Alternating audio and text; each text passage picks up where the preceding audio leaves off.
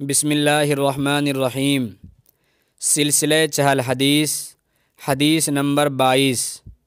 عن ابی ہریرہ رضی اللہ عنہ قال قال رسول اللہ صلی اللہ علیہ وسلم اذا مات الانسان انقطع عنہ عملہ الا من ثلاثۃ الا من صدقۃ جاریہ او علم ينتفع به او ولد صالح يدعو له۔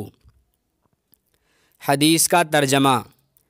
حضرت ابو ہریرہ رضی اللہ عنہ سے مروی ہے، فرماتے ہیں کہ رسول اللہ صلی اللہ علیہ وسلم نے فرمایا، جب انسان مر جاتا ہے تو اس سے اس کا عمل منقطع ہو جاتا ہے سوائے 3 اعمال کے: صدقہ جاریہ یا ایسا علم جس سے فائدہ اٹھایا جائے، یا صالح اولاد جو اس کے حق میں دعائیں کرے۔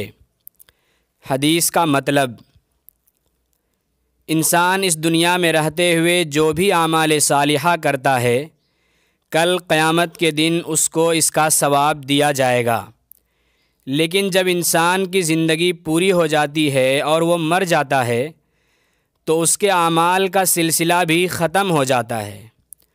البتہ 3 چیزیں ایسی ہیں جن کے ثواب کا سلسلہ موت کے بعد بھی جاری رہتا ہے۔